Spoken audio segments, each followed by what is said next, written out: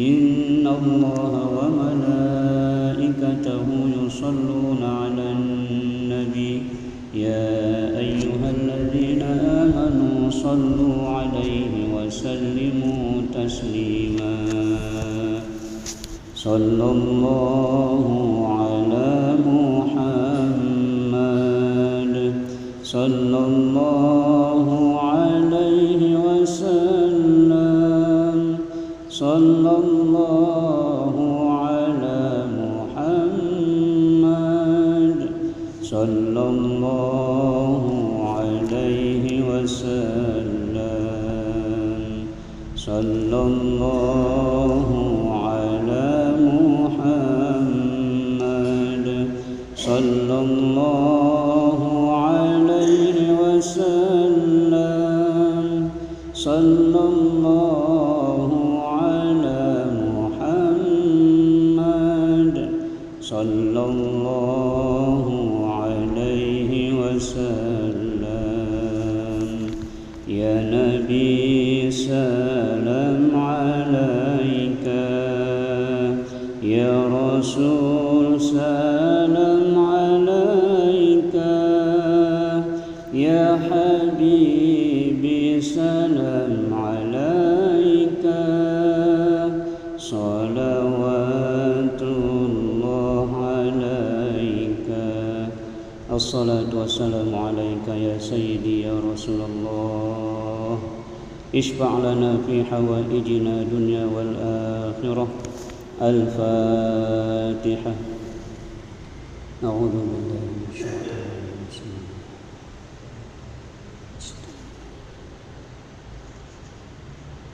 Selanjutnya kita membaca suratul Fatihah untuk orang-orang yang kita cintai, kedua orang tua kita masing-masing, istri kita masing-masing, anak cucu keturunan kita, sahabat-sahabat kita, tetangga kita, masyarakat kita, dan seluruh umat Islam aina makanu, dimanapun mereka berada, minal masyriq ilal maghrib, yaminiha wa shimaliha, bariha wa bahriha, di darat, di laut, di udara, dimanapun mereka berada saat ini yang masih hidup. Allah berikan kesehatan, keafiatan, Allah mudahkan segala urusan, dan Allah limpahkan rezeki yang halal dan thayyibah menjadi sangu ibadah kita di sisa hidup kita masing-masing.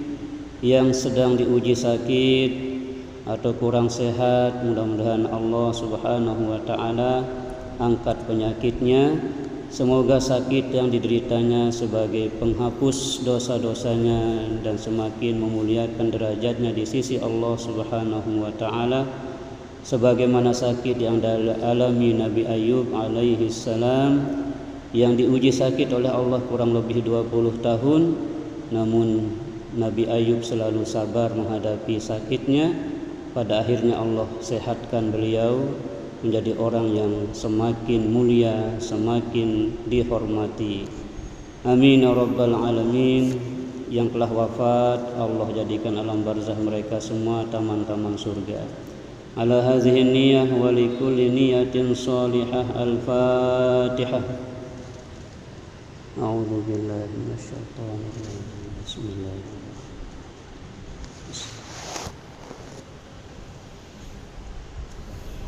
Jamaah salat maghrib Masjid Jami As-Siddiqi yang dimuliakan Allah Subhanahu wa taala, kembali kita bersyukur kepada Allah Subhanahu wa taala. Allah ringankan langkah kita menghadiri panggilannya, menghadiri undangannya, yaitu melaksanakan salat maghrib berjamaah, dilanjutkan dengan i'tikaf menunggu tibanya waktu isya yang kita isi dengan kajian ba'dal maghrib. Mudah-mudahan duduk kita di majelis ilmu di taman surga ini, sebagaimana kita suka berkumpul di majelis yang mulia ini, Allah kumpulkan kita kelak di dalam surga Firdaus tanpa hisab bersama baginda Rasulullah sallallahu alaihi wasallam. Amin ya rabbal alamin. Bapak Ibu, kemarin kita sudah membahas sedikit tentang hafizu 'alas sholawati was sholatil wusta wa qumu lillahi qanitin. Allah berfirman, peliharalah sholatmu, jagalah sholatmu, rawatlah sholatmu. Apa yang dimaksud memelihara sholat? Ya, paling tidak 3 aspek Bapak Ibu. Yang pertama, kita pelihara waktunya. Bahwa Nabi pernah ditanya, ayyul a'mali afdal ya Rasulullah, amalan apakah yang paling afdal itu ya Rasulullah? Nabi menjawab, as-salatu ala waqtiha, salat tepat pada waktunya. Artinya tidak suka mengulur-ngulur waktu salat, tidak suka menunda-nunda waktu salat. Itulah yang Allah firmankan pula di surah Al-Ma'un, ara'aital ladzi yukadzibu biddin, tahukah kalian pendusta agama itu? Fadzalikal ladzi yad'ul yatim wa la yahuddu 'ala ta'amil miskin. Mereka yang tidak peduli kepada anak yatim, tidak pula peduli kepada orang-orang miskin. Fawailun lil musallin. Allah katakan, celakalah orang yang sholat. Sholat yang seperti apa yang celaka? Alladzina hum an sholatihim sahun. Orang yang sholatnya itu sahun. Apa sahun? Lalai. Panggilan azan tidak menggerakkan langkahnya memenuhi panggilan itu. Ini namanya sahun. Jadi orang yang disebut celaka, sholatnya celaka, membawa dia ke dalam neraka, adalah mereka yang an sholatihim sahun, mereka yang sholatnya lalai. Maka kita berlindung kepada Allah Subhanahu wa ta'ala dari sahun tadi. Maka Allah Subhanahu wa ta'ala menegaskan di surah Al-Baqarah itu mengatakan, hafizu, peliharalah, jagalah, rawatlah sholatmu. Pertama adalah menjaga waktunya. Kita tidak suka menunda-nunda waktu, tidak suka kita terlambat, apalagi sampai mengakhirkan waktunya. Waktu sholat niki disebut beberapa hal. Yang pertama namanya waktu fadilah. Waktu fadilah itu artinya waktu yang paling besar pahalanya kita melaksanakan sholat, yaitu sholat awal waktu. Yang kedua namanya waktu jawaz, waktu boleh. Waktu kita boleh mengatakan sebentar dulu, ya, berarti tidak mendapatkan keistimewaan. Lalu yang ketiga namanya waktu karohah, waktu makruh. Makruh hukum sholat. Artinya makruh niki adalah mengurangi pahala. Tetap dia berpahala tetapi kurang pahalanya. Lalu waktu yang terakhir namanya waktu tahrim, waktu haram. Waktu haram sholat itu. Mana waktu tahrim itu? Matahari atau waktu sudah mau habis, seukuran wudhu, kemudian dia sholat dan sampai salam itu sudah masuk waktu yang lain. Ini namanya waktu tahrim. Waktu sholat itu mau habis. Umpamanya kalau kita ambil asar, dari wudhu yang sempurna, kemudian dia iqomah, kemudian dia sholat, begitu dia assalamualaikum di rakaat keempat, langsung terahim sholat maghrib. Ini namanya tahrim, ini waktu tahrim. Jadi hati-hati, jangan sampai kita biasakan waktu tahrim. Kita yang disuruh membiasakannya oleh Allah adalah waktu fadilah, waktu yang sedikit amal kita pahalanya dilipat gandakan. Itu disebut dengan waktu fadilah, yaitu sholat di awal waktu. waktu berjamaah takbiratul ula bersama imam. Ya. Ini waktu fadilah yang kita kejar Bapak Ibu ya. Jadi hafizu ala sholawat, menjaga sholat itu yang pertama kita jaga waktunya. Subuh itu adalah waktunya fajar, ketika fajar sudah terbit. Bedakan terbit fajar dengan terbit matahari. Kalau terbit matahari habis waktu subuh sudah. Ya, tapi kalau terbit fajar masuk waktu subuh. Jadi kalau orang sholat subuh di waktu fajar itu, Masya Allah, sholat sunnahnya saja kata Nabi, khairun minad dunya wa ma fiha. 2 rakaat fajar, 2 rakaat qobliyah subuh itu, usalli sunnatas subhi raka'ataini mustaqbilal qiblati lillahi ta'ala, maka itu pahalanya khairun minad dunya wa ma fiha, lebih baik daripada dunia dan seluruh isinya. Apalagi sholat subuhnya, sholat sunnahnya saja sedemikian besar pahalanya. Makanya subuh ini Masya Allah Bapak Ibu berkah. Dan setiap pagi malaikat itu berdoa ya, untuk orang-orang yang menghidupkan waktu paginya dengan kebaikan, termasuk dengan sedekah subuh ya. Masya Allah Bapak Ibu ya, luar biasa. Apa doa malaikat untuk orang yang suka bersedekah di waktu subuh itu?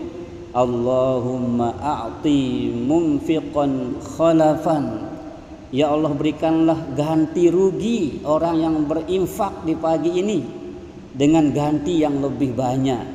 Kalau pelunggu sedekah subuh 1.000 rupiah, Allah akan ganti, Allah bisa menggantinya 1 miliar. Pelunggu sedekah 2.000, Allah bisa menggantinya 2 miliar. Ya. Jadi Bapak Ibu rahimani rahimakumullah, setiap pagi malaikat itu berdoa seperti itu. Tetapi nauzubillah, orang yang pelit di waktu pagi, orang yang pelit tidak mau membantu, tidak mau bersedekah, tidak mau berinfak, apa kata malaikat yang kedua? Allahumma a'ti mumsikan talapan, ya Allah orang yang menahan tangannya, orang yang kikir, yang pelit di pagi hari ini, ya Allah Engkau hancurkan hartanya. Na'udzubillahi min dzalik. Jadi Bapak Ibu rahimani wa rahimakumullah, hadis-hadis semacam ini mari memotivasi kita. Tentunya sedekah itu tidak hanya dengan uang. Sedekah itu bahkan bisa dengan senyum, bertemu dengan jamaah di waktu subuh senyum, ya, sapa, senyum, salam, sapa, itu kata Agim ya, senyum, salam, sapa, ramah, itu juga sedekah. Bahkan kata Nabi, bikulli kalimatin thayyibatin sedekah. Setiap kalimah thayyibah, setiap kalimah yang bagus itu nilainya sedekah. Jadi pagi-pagi senyum, assalamualaikum dan seterusnya, ya, ramah. Kalaupun kita tidak bisa dengan materi, sedekahlah dengan senyum. Nah ini dengan ramah tamah. Nah. Jadi Bapak Ibu rahimani rahimakumullah, memelihara waktu sholat ini yang pertama, cara kita menyambut firman Allah yang mengatakan hafizu 'alas sholawati, jagalah sholatmu yang 5 waktu, was sholatil wusta, terutama sekali sholat wusta. Sholat wusta itu hanya sholat pertengahan. Kalau dilihat dari sisi waktunya, maka yang dimaksud sholat pertengahan itu adalah asar, karena subuh, zuhur, asar, 2 lagi maghrib, isya. Di tengah-tengah itu adalah asar. Dan bisa masuk akal itu ya. Karena di waktu asar itu kadang-kadang kita masih capek baru pulang kerja, muncul malasnya kita ke masjid, atau ada yang masih tidur, ada yang masih sibuk dengan pekerjaannya.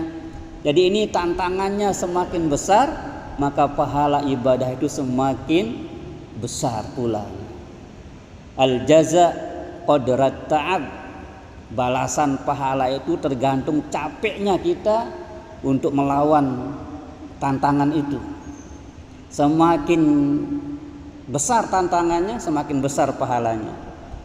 Ada ulama mengatakan yang namanya sholat wusta adalah sholat subuh, karena tantangan paling besar itu subuh. Masih dingin, masih ngantuk, jadi tantangannya besar. Jadi subuh itu masuk dalam kategori sholat wusta.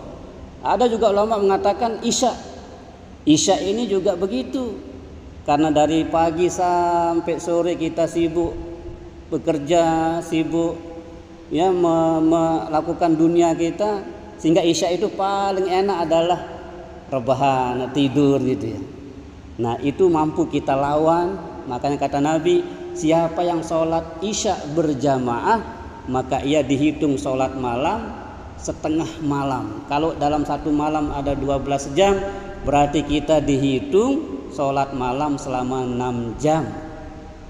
Masya Allah, siapa yang memperjuangkan Isya berjamaah, insya Allah pelungguh niki berhasil niki. Maghrib berjamaah, iktikaf menunggu waktu Isya berjamaah. Alhamdulillah, kita dicatat sebagai orang yang menghidupkan malam kita selama 6 jam lamanya. Kemudian Nabi katakan, siapa yang sholat subuh berjamaah maka ia dihitung sholat malam semalam suntuk. Masya Allah. Jadi isya'nya setengah, subuhnya setengah, genap ya, semalam suntuk. Jadi kita dihitung sholat malam itu dari maghrib sampai menjelang subuh. Masya Allah. Begitulah Allah subhanahu wa ta'ala memiliki sifat Ar-Rahman, Maha Pengasih. Allah kasih kita sebanyak-banyaknya menurut Allah subhanahu wa ta'ala. Nah, jadi memelihara sholat ini yang pertama pelihara waktunya. Yang kedua kata ulama adalah memelihara tata cara pelaksanaannya. Bagaimana berdiri yang benar, bagaimana yang disebut dengan waqumu lillahi qanitin, berdirilah sholat sebagaimana berdirinya orang-orang yang betul-betul taat kepada Allah. Jadi kalau orang yang berdiri sholat merasakan kehadiran Allah, Bapak Ibu, dendek surat Yasin, Al-Kahfi doang sanggup menganjeng. Kenapa? Karena dia sedang merasa berduaan dengan Allah, merasa senang berdiri di hadapan Allah subhanahu wa ta'ala. Lagi dekan dek teman sampai kelas ni kan, kulhu masih terhusyuk, al-kafirun masih terhusyuk. Baru lamun imam baca sabbihisma rabbikal ahbilu nija ni bega menetin. Bega menetin anjang nija. Apalagi tabarakalladzi biyadihil mulku wa huwa ala kulli syai'in qadir. Aneh belum belajar imam ni ruana ni gini. Masyaallah. Nah, jadi waqumu lillahi qanitin, berdirilah kalian salat itu sebagaimana berdirinya orang-orang yang telah tunduk dan patuh kepada Tuhannya.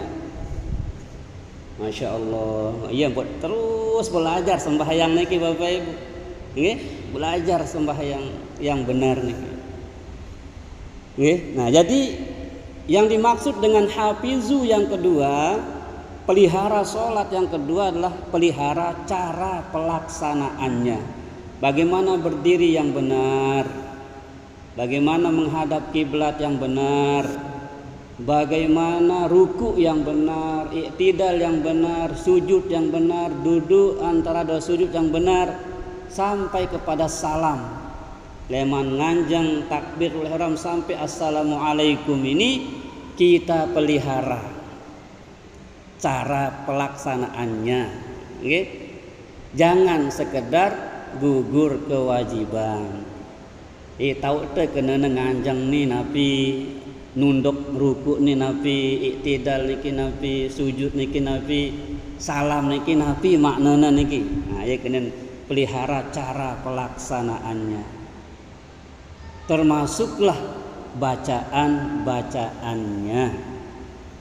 Karena di dalam sholat niki ada yang namanya rukun. Dan rukun niki dibagi 3, rukun qauli, rukun fi'li, rukun qalbi. Rukun qalbi, rukun dalam hati. Rukun qauli, rukun yang terbaca oleh lisan kita. Rukun fi'li, rukun yang dikerjakan oleh anggota badan kita. Nah niki ketiga macam rukun niki harus kita pelihara. Ya, kita pelihara. Contoh niat. Niat niki dalam pembahasan kitab fikihnya Imam Asy-Syafi'i, ya, niat niki dibagi 3 Bapak Ibu. Yang pertama namanya qasad, sengaja. Ya, hati kita mengatakan sengaja saya melaksanakan sholat, itu namanya qasad. Kemudian ta'rad, ya. Ta'rad itu adalah menyebut sholat apa? Sholat fardukah atau sholat sunnah? Sengaja saya sholat fardu. Ini namanya qasad, ta'rad, ya. Ta'rad menyebut kata-kata fardu atau sunnah. Kemudian ta'yin, fardu Nabi, subuh, zuhur, asar, maghrib, isya. Ini namanya ta'yin. Jadi si wajib hadir dia niat iki telu. Kata-kata usolli, aku sengaja sholat. Kemudian fardu, kemudian subuh. Nah, telu niki dong sak wajib. Adapun menghadap kiblat, ya, itu karena Allah, itu sunnah. Sak wajib hadir dalam hati ente ketika Allahu Akbar. Arak telu, qasad, ta'rad, ta'yin. Aku sembahyang fardu subuh. Enggak wajib hadir niki. Nah, lamun terjadi makmum mengikuti imam. Lalu jadi makmum niki lebih simpel lagi. Aku sembahyang turut imam, selesai. Nabi ya sholat imam niki, nah sholat zuhur, wah termasuk kita mengatakan aku sembahyang fardu zuhur 4 rakaat mengikuti imam, itu sudah masuk dengan kata-kata aku sholat ikut imam. Jadi lebih simpel sebenarnya dari makmum niki kan. Sak telu beruk niki imam mepe kewajiban atau sembahyang mesa. Lamun terjadi imam atau sembahyang mesa ndik berjamaah, telu niki wajib hadir dalam hati kita. Aku sembahyang fardu subuh. Nah, sak telu niki. Adapun 2 rakaat ndik wajib tersebut. Adapun menghadap kiblat ndik wajib tersebut. Adapun karena Allah ndik wajib tersebut di hati niki. Si wajib tersebut qasad aku sembahyang, ta'rad fardu, ta'yin subuh. Otomatis subuh niki pasti 2 rakaat dan otomatis kita sholat pasti karena Allah. Jelas niki? Jadi kalau Imam Syafi'i merincikan niat sholat itu menjadi 3, qasad, ta'rad, ta'yin. Wajib niki. Nah, kalau pendapat yang lain kan ada kita dengar-dengar. Yang penting dari rumah niat kita sembahyang sudah, tinggal angkat tangan sudah selesai. Tapi kalau Imam Syafi'i tidak bisa. Kita memasang niat itu tepat ketika kita mengatakan Allahu Akbar. Atinte kenapa? Aku sembahyang fardu zuhur. Atinte ngeraos ya kena niat niki. Nah, ini namanya apa? Memelihara tata cara pelaksanaannya sesuai dengan mazhab yang kita ikuti. Kalau mazhab Syafi'i yang kita ikuti seperti tadi niatnya, bahwa 3 aspek niat itu wajib hadir. Kurang 1 nggak sah niatnya. Ingat lamun teh sembahyang mesa-mesa atau jari imam. Jadi jadi imam kan sembahyang mesa-mesa niki ya sak telu niki. Tapi kalau jadi makmum cukup kita mengatakan aku sembahyang nurut imam. Selesai. Lebih simpel, ya? Lebih simpel. Kemudian yang berikutnya Bapak Ibu, yang disebut dengan menjaga sholat, memelihara sholat adalah menjaga kehusyuan kita, menjaga hati kita. Bahwa ini ulama mengatakan ma huwal khusyuk, apa yang dimaksud dengan khusyuk itu. Kalau pelunggu ditanya, napi jak kena sembahyang khusyuk itu, maka ulama niki menjawab al khusyu'u huwa hudurul qalbi amamallahi ma'as sukuni wat tazalluli wat ta'zimi lahu. Yang disebut salat khusyuk adalah hadirnya hati di hadapan Allah Subhanahu wa taala dengan penuh ketenangan. Jadi hati kita tenang semata-mata mengingat Allah, semata-mata karena Allah melakukan setiap gerakan kita dari takbiratul ihram sampai assalamualaikum. Dek tuah lupa jok desida Allah taala ya kena khusyuk niki. Mudah apa sulit? Sulit, ya. Nah, ya ampun tersuruh berjamaah Bapak Ibu. Saya ingat dia teman tahu khusyuk sembahyang mesak niki. Kumpikna ampun perlu berjamaah niki, siapa tahu. Dan insya Allah semakin banyak teman kita berjamaah, ada di antara makmum yang khusyuk atau imam yang khusyuk. Jadi imam dan makmum ini saling membutuhkan. Kalau imamnya khusyuk di rakaat pertama saja, kedua, ketiga, keempat dia tidak khusyuk, tapi masih ada makmumnya yang konsentrasi sampai salam. Jadi itu saling melengkapi. Inilah pentingnya berjamaah. Jadi semua kita dihitung sama pahalanya. Lagu lamun sembahyang mesak Bapak Ibu, ya Allah. Kata ulama dalam kitab Maraqil Ubudiyah niki, balasanmu mengenai sholat itu biqadri khusyu'aka, tergantung kadar khusyukmu. Kalau khusyukmu hanya setengah, dapat setengah, sepertiga, dapat sepertiga. Tapi kalau sholat berjamaah, kita dihitung sama. Kita dihitung oleh Allah Subhanahu wa taala borongan. Nah, yang perlu siaran berjamaah niki. Salat fardu sak 5 waktu, subuh, zuhur, asar, maghrib, isya.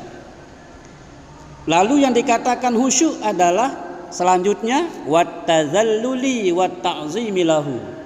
Kita merasa hina di hadapan Allah Subhanahu wa taala sehingga kita selalu tunduk dan patuh kepada Allah, wat ta'zimi lahu, dan terus mengagungkan Allah Subhanahu wa taala. Leman pertama, leman takbiratul ihram sampai assalamualaikum, kita selalu memuji Allah lewat bacaan-bacaan kita. Contohnya Bapak Ibu ketika duduk antara dua sujud. Di situ ada 8 proposal permohonan kita kepada Allah. Yang pertama, Rabbi ghfirli, nenek kaji, ampunang kaji, dosa salah kaji. Warhamni, nenek kaji, sayangi kami. Wajburni, ya Allah, tutuplah aib-aib kami. Ya. Wajburni, wajburni. Warzuqni, ya Allah berikan rezeki kepadaku. Perbaiki ekonomiku ya Allah. Jadi sholat ini bisa memperbaiki ekonomi kita Bapak Ibu. Ya. Allah yang maha razak, yang maha pemberi rezeki, kita mohon warzuqni. Warfa'ni, angkatlah derajatku ya Allah. Wahdini, berikanlah petunjuk kepadaku ya Allah. Wa'afini, sehatkan tubuhku ya Allah. Wa'fu anni, dan maafkanlah kekeliruan-kekeliruanku. Jadi 8 permohonan kita di situ. Jadi apapun yang kita baca di dalam sholat itu hati kita menerjemahkannya. Itulah yang disebut dengan sholat khusyuk. Nah, lamun dek teman tahu sembahyang mesak marak si beruk niki, perlu untuk berjamaah. Insyaallah di antara makmum si lain niki arak sak tahu marak niki sembahyangna Allahu Akbar, benar-benar hatinya itu mengagungkan Allah Maha Besar. Sami Allahu liman hamidah, benar-benar hatinya itu yakin bahwa Allah mendengarkan setiap doa-doanya, setiap tasbihnya. Sami Allahu liman hamidah, Allah mendengarkan orang-orang yang memuji dia, memujinya. Rabbana walakal hamdu, ya Tuhan kami, untukmulah segala pujian. Ya, Allahu Akbar, subhana rabbiyal a'la, ya Allah engkau maha suci, engkau ya Allah lagi maha a'la, maha tinggi. Ya, kemudian duduk sujud sudah tadi, kemudian tahiyat niki Bapak Ibu itu adalah menapak tilas sejarah Isra dan Mi'rajnya Rasulullah Sallallahu Alaihi Wasallam. Jadi ketika Nabi sampai di langit ketujuh, mau naik di Sidratul Muntaha, Nabi itu mengucap salam dulu. Apa salam Nabi kepada Allah? Naik masuk ke tempat yang disebut dengan Sidratul Muntaha niki. Wa ilal muntaha rufi'ta kariman. Jadi ketika Nabi naik ke muntaha, Nabi mengatakan apa? At-tahiyyatul mubarakatus salawatut thayyibatu lillah. Kata Nabi mengucap salam kepada Allah. Jadi ketika tahiyat seperti niki kita bayangkan, ya Allah, beginilah dulu Nabi menerima perintah salat. Nabi naik dan mengucap salam kepada Tuhannya, kepada Allah dengan mengatakan at-tahiyyatul mubarakatus salawatut thayyibatu lillah. Lalu dijawablah salam Nabi itu oleh Allah mengatakan apa? Assalamu alaika, selamat atasmu wahai Muhammad, ayuhan nabiyyu wa rahmatullahi wa barakatuh. Rahmat Allah dan keberkahan dari Allah, dari saya, kata Allah, untukmu. Masya Allah Bapak Ibu, dijawab salamnya Nabi oleh Allah. Tapi Nabi tidak mau sendiri dapat selamat itu. Nabi tidak mau sendiri dapat berkah itu. Apa kata Nabi?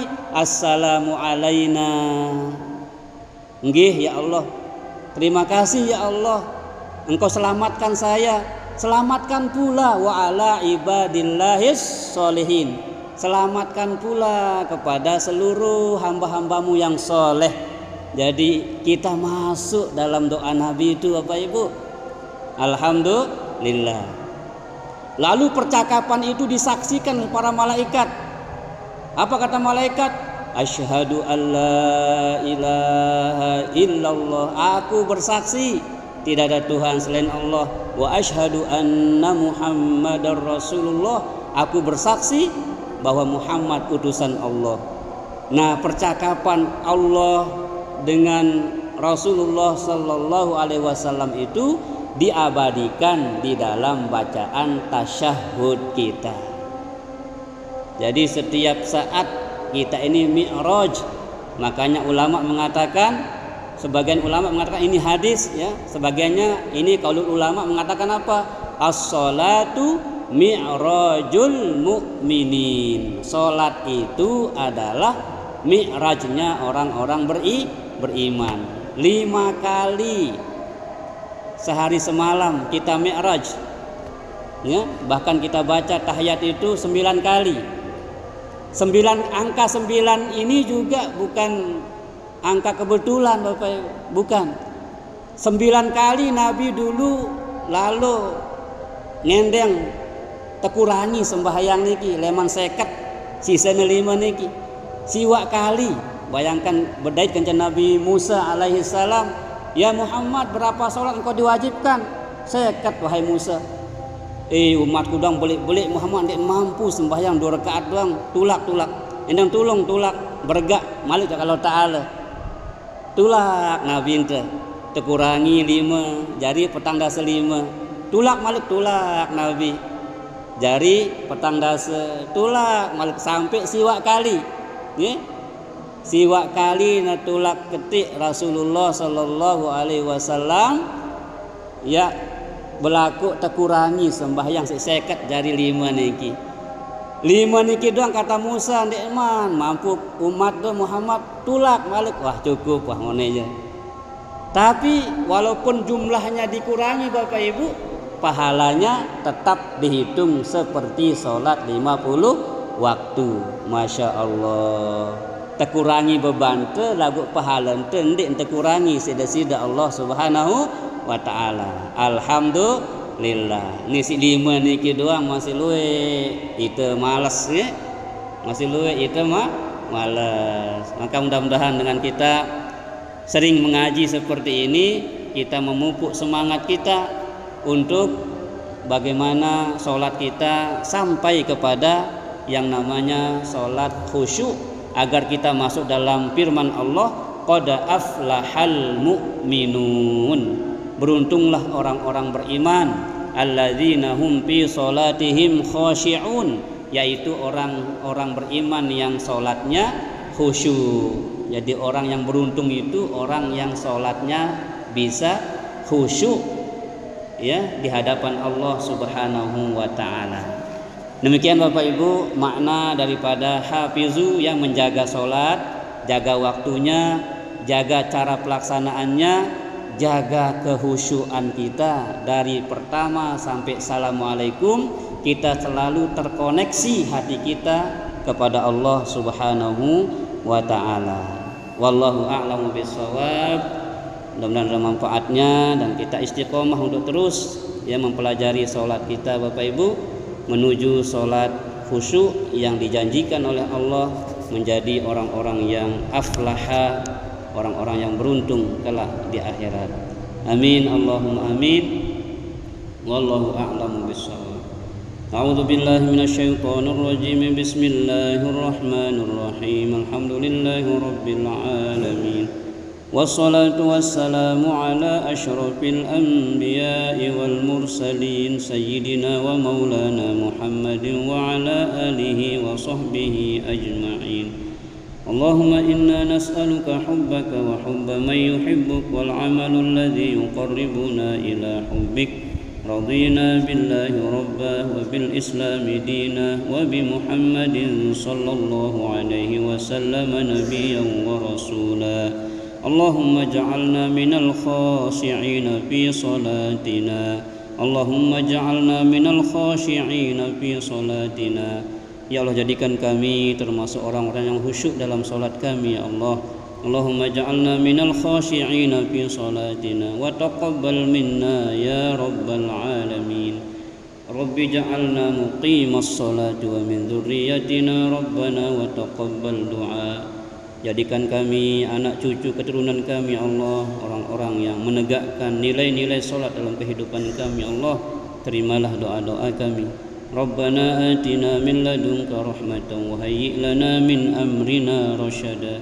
ربنا آتنا في الدنيا حسنة وفي الآخرة حسنة وقنا عذاب النار وأدخلنا الجنة كلنا مع الأبرار يا عزيز يا غفار يا ستار يا رب العالمين. سبحان ربك رب العزة عما يصفون وسلام على المرسلين والحمد لله رب العالمين. الفاتحة. أعوذ بالله.